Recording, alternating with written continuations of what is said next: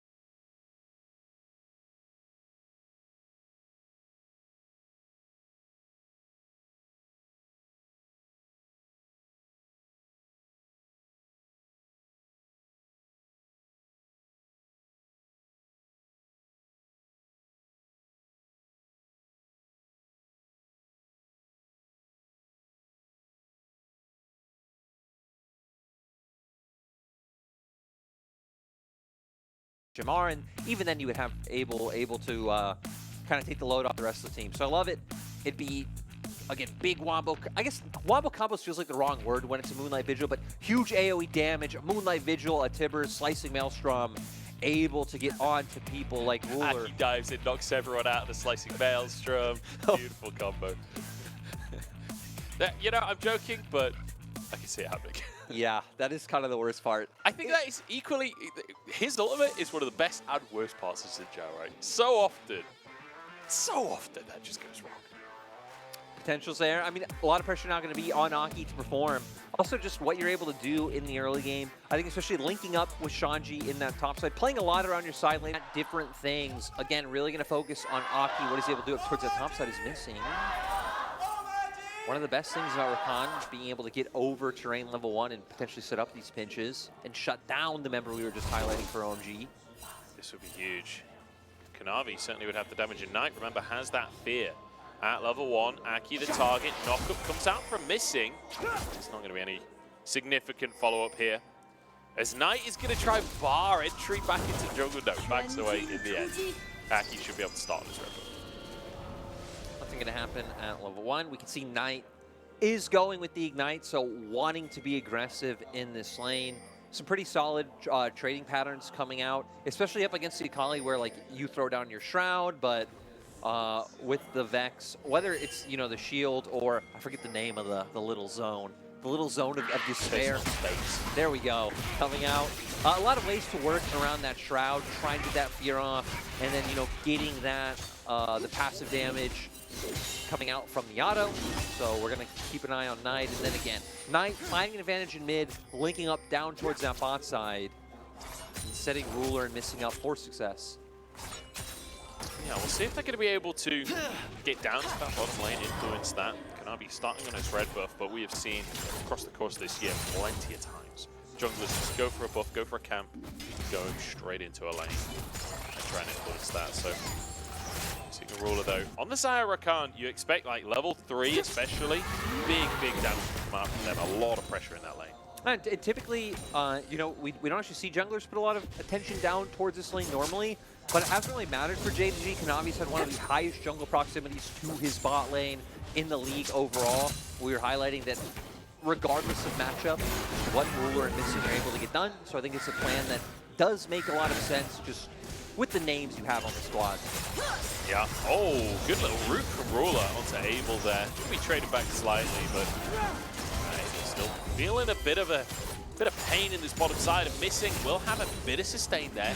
Abel will run out of his Severum soon, and that's where things can get a bit tough. Are going to get pushed in for now. We're going to wait for that burst to be able to come online. We'll see what EpicSkillshot's able to do trading on the way out. Danny's auto attack range is incredibly high, so it feels like a lot of the heavy lifting of at least trying to find some return trades is going to be on the back of EpicSkillshot. Yeah. I wonder how much Knight has been practicing Vex. It feels like a long time since we saw a significant amount of Vex in the LPL. And it's one of those champions that seems very simple, but a lot of the abilities do have to be comboed correctly, and you do have to be able to hit the skill shot, which is kind of a wonky skill shot. It's quite different to most skill shots in the game. Also, I feel like you need a bit of a different mindset when you play Vex, and there's kind of two modes. There's the I'm an engage, I'm an assassin, jump the backline.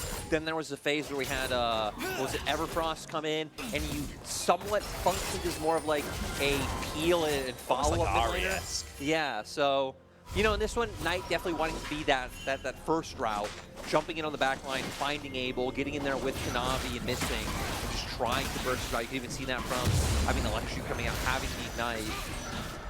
So yeah, it's going to be down to, I was going to say the practice Knight's put in, but I don't even know if this, when you talk about Knight, even if he hadn't put some games on Vex recently, he's in a mid laner that you ever doubt. This is the thing, I feel like Knight is one of those players, there's a few of them in the world, I feel like Fakers in this category, Rookies in this category of like players that even if they haven't practiced, maybe even Caps could be in this category, he just pulls out wacky stuff that maybe he hasn't practiced, it still just looks amazing, you know? They still just pull out the mechanics on the stage. Bit of an all-in in the mid lane, Ignite ticking onto Creme. The disengage on either side, as Knight is just consistently shoving this. Fine with using that mana, just wanting to go for the reset. Ignite did come out as well to get Creme low. Knight gonna need to be on top of his wave management since he doesn't have the TP. Wanting to get here, play in advantageous situations as Kanavi is gonna be spotted out. Maybe was hoping he could try and keep Creme around a little bit longer than he wanted, and then maybe set up for even more. Ooh! Roots come out either side, Aki in the bottom lane here, but the movement from Ruler and Missing, too good. Cleanse comes out, and it will keep JDG's bottom lane alive. And Aki just a little bit, I don't want to say stall in the play, but the timing not exactly there for OMG to be able to get it. Ghost and Flash down for OMG, so definitely being the ones expending a lot to make that play work. It's quite a heavy investment, right, to try and get onto Missing Ruler, but it was Missing that was the one further out of position. He's on Rakan, so he can always just zip away from play. Off the back of it, Kanavi can just start the Drake off. But I'm looking towards EpicSkillshot now, where Kanavi currently on the bottom side. Maybe there's an opportunity to punish EpicSkillshot while it flashes down. Now with Knight hovering over, it looks like that's exactly what they want to go for. Abel's incredibly low. Knight has the ulti available. The wave is about to run out. It's not ideal, but maybe they just go for the dive anyway. Abel, about 1 HP, and the Sonic Wave lands. Beautiful from Kanavi. And forget punishing EpicSkillshot, they just go for the AD carry instead. And so many members there, so much damage available. Knight didn't even need to connect with his ultimate because Kanavi and Missing, they find the CC. I believe Knight did get one of the kills, Kanavi getting the other. What a great start, and what a great place you want your gold. Yeah, Creme had started moving over, but there's not much she can do. Not there in time. And we're going to see here a forced love I kind of expected Knight to just start his ulti there and find the able kill himself, but then you see the knockup coming out from the Rakan. Kanavi just connecting with the Sonic Wave. As Abel really having nowhere to go, you can't walk down into the Xayah or he'll die, you can't walk up into the Vex or he'll die, so kind of streamlined a very easy Sonic Wave for Kanavi. And there's probably people in chat right now memeing Abel for having flash available. If he flashes in that situation, it is actually just burning his flash as well. Like, they're still going to get that dive. It's still 2v4. You still don't have any HP to work with. Like, him still having this flash for a follow-up play, I think, is the correct decision. Yeah, if anything, right, you would look back at the all-in previously where they were trying to find that kill, gave up so much HP and had to end up in a disadvantageous position where maybe OMG can look to do something a bit differently. So far, so good for JDG. And the fact that they basically did that dive without wave as well, and they still walk away immaculately, taking so much damage from the tower, but nobody going down, finding both of those kills. And now we look towards OMG, where you've got this Xin Zhao in the jungle. He's hit the level 6 mark. You've got Creme with the ultimate available as well. I feel like maybe now is the time for a bit of proactivity from the squad. And now it's going to be just about counter-punching and reacting to what JDG want to do instead of having unproactive plays. Wave lands on the tree. Won't turn into anything more, just the wave shoved in. Herald is Uppo. Uppo? True. Words are hard. Facts. Lucky I don't talk for a living. I gotta say, if OMG wanted to try and opt into contesting Herald, assuming JDG's bot side doesn't start moving up, which with missing on Rakan, you would at least assume maybe going for a slight hover towards that mid lane. Like, you have Slicing Maelstrom on OMG, so it wouldn't be an impossible fight to take, but the difference maker will be that bot lane. You can see Ruler and Missing already making their way up. Yeah, not just Missing, Ruler in tow as well. Could be collapsed on in the mid lane. 369 just going to start a fight with Aki, and here comes the other solo lane of JDG. Picking OMG apart so far this game. They get themselves the Herald, getting a bonus chicken camp. Perhaps more in the mid lane is Missing. Tries to start it off, but Knight's ult goes wide. Yeah, Missing one to try to take advantage of the fact that Knight has that reset available and maybe turn that into more. Great flank coming out from 369. Point-and-click CC is Vex's best friend to guarantee that that ult is able to land and convert that into a lot of kills. So JDG, they get a kill, they get a Rift Herald. They're doing more than fine in bot lane with the CS advantage that Ruler's been able to maintain. So far, kind of going to expectation. Looks like they were trying to show us how little Shanji has procced Conqueror. Yeah, I guess. Which, I mean, we're very early in the game. Yeah, I'm not able to find those extended trades where you can really get that one snacked up and start ramping. But then it would kind of leave you wondering, too, how much 369's got value out of it. But I guess more Shanji also having other rune choices available that he could have gone. Yeah.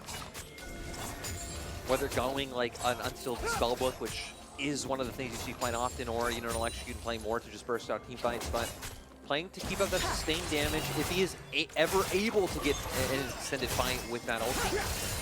Yeah, we'll see. Yeah, doesn't seem too likely so far. No, it's quite aggressive criticism from the observers, it honestly. Does. We're only 10 minutes into the game. But we'll see how much value he gets out of it later on.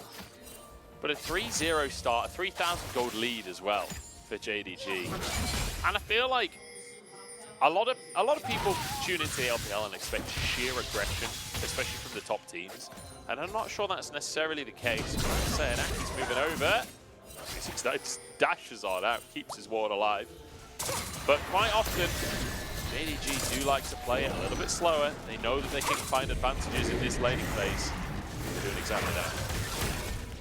Gonna get some plates up for Knight. Kanavi getting some gold. Kanavi's already sitting on Sword Drinker, so he's gonna have a bit more, you know, survivability and damage.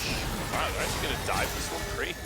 Bit under the tower, Knight finds his ultimate, waiting for cooldowns, goes in with the personal space. The Q hits as well. And Aki forced to flash out. PP God's here, but his jungler's already retreated. And PP God, not even Tibbers can save you now. JDG. They just don't care about minion waves. They will always die. And you were just hitting about how pure aggression not always be the name of the game. JDG waits and finds the perfect opportunities for it to be able to come through. 369 looking for a bit of his own. Shanji should be fine. still even had the flash available had he needed it to get away. His W is just coming up. If Shanji steps too close, he could flash W, but doesn't look like it's going to happen. In the meantime, by the way, Ruler just sweeping up solo plates like if the Xayah wasn't ahead enough already. We said the slash casted. JDG's out. Oh, wait, there's flash W into the Q. And yeah, Shanji, even under his turrets too far forward, but looks like 369 is going to pay for this one. Yeah, he is. 3 people moving up to make sure that the Croc goes down. And at least Shanji will get an assist for that one, but still losing a lot of CS there. And while Creme has moved up to the top side to capture that next wave, Knight one in the mid lane. We're going to replay here if one happens in mid. Sonic Wave comes out, it's straight onto Creme. Fear is there, able to follow up. And it seems like you said, waiting for some of these cooldowns to come back up. I don't know if like the shield had been used earlier, but able to wait for another Q to guarantee it.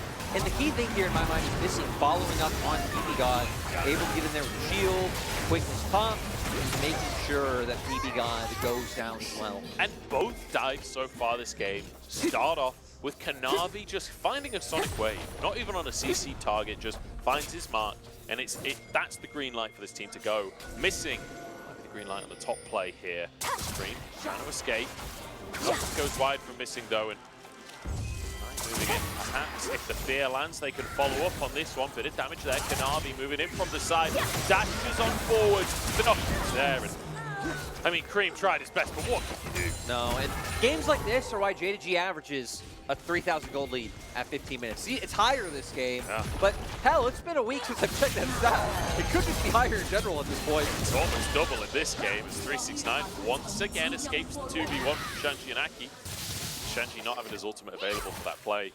And it feels like no matter where Aki goes, JDG are aware. I say that. 369 perhaps aware on this one. Well, he was very aware. It was, you know, that just dissuaded him. He just realized he could win the trade. Yeah, it did dissuade him from going in. The thing I look at now for OMG going forward is, you know, thinking about what opportunities they have, it's so rough. You're up against a Xayah who already has that built-in safety tool with her ulti. He has Gale Force available, both summoners online. And I feel like he would be the key target of who you would want to look for this first play on. Yeah. I guess theoretically you could look for Knight, Vex, and a mobile champion who is easy to gank. But still, even these are just small windows. Yeah. You really need to be able to connect these and hope that JDG don't keep forcing plays of their own. But look at JDG going into enemy jungle, controlling vision, and trying to choke OMG out. It just doesn't seem like a realistic possibility. You need something big. You need a big kahuna right in front of Dragon, Tibbers on 5 people, slicing Maelstrom, everyone dead. I feel like hoping that JDG don't make plays is kind of like being British and hoping for snow on Christmas. It just ain't happening. 369 though, overestimate what he can pull off there. The Sonic Wave, slice and dice not landing. Sonic Wave doesn't either as the quickness comes out from missing. Aki the target for the time being, the only one in range. Shanji flashing into the play and turning things around. Ruler should be able to finish off the Kennen as Kanavi just solo dives the tower here. Abel answers though. Knight, big damage, ultimate in play for him if he wants to follow through, but won't go for it. Ruler goes instead! And a complete switcheroo on the board. Creme surely wins a 1v1 against the Xayah, but perhaps not. There we go. Perfect execution, and OMG are back on the board. Maybe as OMG, you need to hope that JDG keep making plays like this to set you up for the turnarounds, going in one by one, giving a perfect situation for, I think, Creme and Shanji really being the two highlights in that fight to make sure things go down. There are other, you know, pivotal moments. I'm sure we're going to get a replay of that, but yeah, just a bit of over-aggression. How they were funneling one by one, OMG capitalized. And Kanavi ending up under the tower on his own, able to just literally Gale Forces and picks up a shutdown for himself. You see here, Sonic Wave not able to connect. They still want to go for this. Hawk is a really good ultimate to prevent Kanavi from getting any closer to Shanji. But Shanji just cares. He splashes in, gets a huge stun onto both support and jungler. And then sure, at first the trades are starting to go the way of JDG, but look how much Kanavi has to commit. There's the auto into the Gale Force that you pointed out. And now you're left in a situation, 369. Where 369 is underneath the tower against 3, but he's got a lot of sustain. There we go. Shanji finishes the kill off. A 4-player dive. What is the answer from JDG as they barrel towards the mid lane? They're trading for Rift Herald as we speak. We'll see Knight pushing the top side, so they at least do have full control over the opposite side of the map. Even with that fight down in bot side, like JDG are still in a commanding lead. OMG do need to just look to commit and look for these picks where they aren't investing resources. Not only are they going to get the health, they're just going to slam it in the mid lane straight away. Knight pulling pressure towards that top side still. The pistol space keeping Creme away for the time being. Shuriken goes wide, and here comes Kanavi. Sonic Wave this time will not connect. That's for the first time this game, honestly. As this tower might just go down at the top side as well. Ruler's moved on over. The Herald usage is beautiful. 2 turrets going in their favor. We've already seen them taking away a lot of these camps from OMG. Now going to get some nice resets and maintain that 6K gold lead. We have Hex rate coming up in 15 seconds, which OMG do have control of bot side river. We've seen with JDG making those plays towards top and OMG committing towards bot. They already have solutions set up. It's going to be about making sure that they can maintain this and not allow JDG to walk in. But Shadow Flame now finished by Knight, and a lot of 2-item power spikes on the side of JDG. Shadow Flame for Shadow. See? Should be able to find his way into the play. Looks like OMG should be able to just grab this straight before JDG can contest. But then again, I think Kanavi, I wasn't sure if he was just going to ward hop in and go for the flip. Reset timings. A little bit too late for JDG to be able to contest that one. So OMG, I mean, on top of getting the Drake, getting the bounty gold on it as well. Yeah. You know, that's always going to be nice to try and find your way back into a game. I love it. I love this. They hate 369. Every single play OMG have made this game has started with them trying to pick 369. Here we go, Dominus available. He's got his team nearby though. If he can just survive, he cannot just survive. He goes down. Missing now could be in trouble. In goes Knight though, with 2 taps across the whole team. And now the rest of the squad are looking to clean things up. Kanavi diving once again, not dissuaded by the previous play, and survives, walks away. Able in the midst of everyone to try and turn the players. Missing goes down, but Ruler's still alive. Knight buying time for his AD carry as Ruler charges forward. Aki goes in, TP available. Ruler with another one. Double kill now as Creme looks to punish. One more hit will do the job. The Featherstorm's still there, and Creme gets the auto hit. OMG just taking advantage of JDG, really funneling into these fights. I think haphazardly for JDG. I mean, your only source of DPS is Xayah. Vex is a champion who is just so gated by her cooldowns, decently long as well. Being able to go in, aggressively put yourself in dire situations. 369 gets immediately burst, and now this is all you have. You have the Lee Sin and the Vex. Sure, the CC's there, but again, it's about burst. It's about being able to find resets to be able to keep going. Without the Xayah here, it feels like it just keeps the fight on even ground. Really nice damage from out from Abel here. Huge play from that. Using his ultimate, denying the kick from out from Kanavi. Kanavi went so deep trying to make the play, was just knocked up until he was dead now. Yeah, I still feel like even had a kick come through, again, JDG needs to start playing more around this AD carry. And right, when we have situations like this, where it's all these other members having to funnel in to be able to maximize the value of their kits, it just leaves it so Ruler typically then going to be left on his own, having to fend off Creme's Akali. I don't think anyone should have to fend off Creme's Akali. No, it's a terrifying thing to have to try and do. As JDG just going to start back. Still feeling in control. I mean, they are still like 6K up, right? Yeah. Every fight that OMG wins, it's like, we've closed the gold gap by a few hundred. I think the thing is, the goal gap was so monumental to start with that even if you do win a couple of fights, you're still a long way behind. And crucially, Ruler on those 2 items getting very close to finishing a 3rd as well. But I feel like OMG have clawed their way back into things. Abel's 2 items, but Moonlight Vigil gonna go wide. So maybe not going to have that opportunity to find the fight that you were just hoping for, since you have been able to hit some crucial item spikes of your own. 1.5 minutes until that next Drake spawns. And it does still feel like JDG are the ones in control of the map, right? Slowing things down now.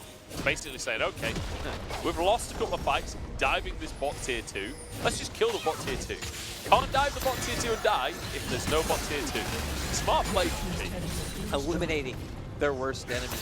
And we can see, even just pivoting back to the jungle, one of the reasons why JDG have been able to maintain this gold lead, despite some close fights going slightly over the side of OMG, is that they just have maintained control over OMG's jungles and haven't allowed, you know, the farming to come through. 43 CS lead for Ruler.